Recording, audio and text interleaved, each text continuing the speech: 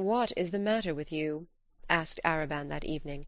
"I never found you in such a happy mood." Edna was tired by that time, and was reclining on the lounge before the fire.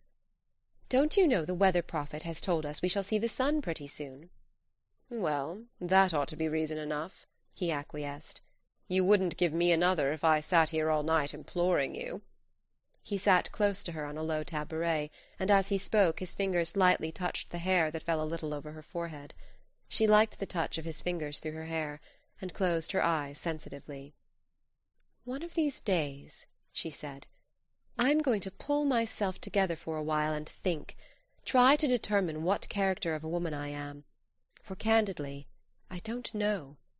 By all the codes which I am acquainted with, I am a devilishly wicked specimen of the sex. But some way I can't convince myself that I am. I must think about it." "Don't. What's the use? Why should you bother thinking about it when I can tell you what manner of woman you are?" His fingers strayed occasionally down to her warm, smooth cheeks and firm chin, which was growing a little full and double. "Oh, yes, you will tell me that I am adorable, everything that is captivating. Spare yourself the effort." "No, I shan't tell you anything of the sort, though I shouldn't be lying if I did." "Do you know Mademoiselle Reisz?" she asked irrelevantly. "The pianist? I know her by sight. I've heard her play."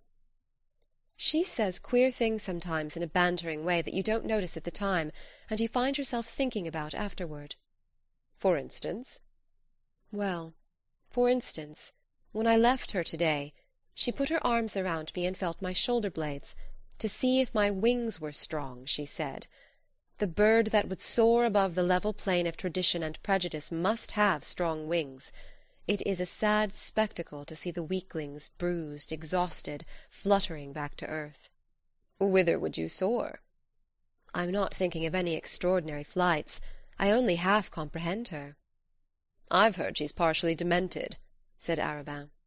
"She seems to me wonderfully sane," Edna replied. "I'm told she's extremely disagreeable and unpleasant. Why have you introduced her at a moment when I desired to talk of you?" "Oh, talk of me if you like," cried Edna, clasping her hands beneath her head. "But let me think of something else while you do." "I'm jealous of your thoughts tonight. They're making you a little kinder than usual. But some way I feel as if they were wandering, as if they were not here with me." She only looked at him and smiled. His eyes were very near. He leaned upon the lounge with an arm extended across her, while the other hand still rested upon her hair.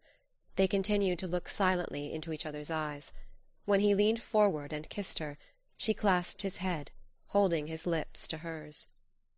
It was the first kiss of her life to which her nature had really responded. It was a flaming torch that kindled desire.